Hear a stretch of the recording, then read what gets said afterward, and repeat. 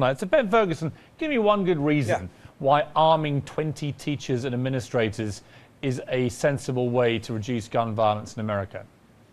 I'll give you three. One, because these teachers are volunteering and they know their school better than any police officer will in their community. Two, you're training them with 50+ hours in their school only. They're not doing police training like police do, where their hours are diluted in all different scenarios. And the most important reason is because in Arkansas specifically, they had one of the worst shootings early on in history, when in Jonesboro you had an 11 and a 13-year-old take out a teacher, students, and not only that, wound a bunch of their classmates, and no one was there to stop them. So from a teacher's perspective, who's willing to go through this training, who's willing to go through the background check, and willing to put their bodies in front of their students, like we saw in Newtown, where there's always hero teachers who take bullets for students. Why not allow some of them who want to have this extensive training, which is more than police officers get in this one situation, instead of being shot to death, allow them to take out the shooter and save their kids' lives? That, to me, is common sense. And before I go to Mary Catherine Rickett, you would presumably, by extension of your argument,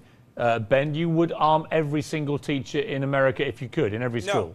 No, absolutely not. I would only arm teachers who want to be armed and want to go through the training. I absolutely do not want every teacher in America to have a gun, because there are a lot of teachers that would not feel comfortable having a gun on their body, in their possession, and I certainly would never want anyone to carry a gun in this situation who doesn't want to. Okay, let's go to Mary Catherine Rickett. What is your reaction to that?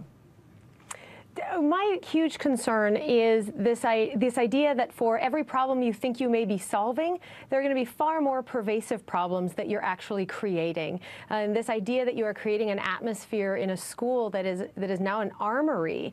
You know, where are teachers going to keep these guns? Are they carrying them home at night? Are they storing them somewhere in the school building?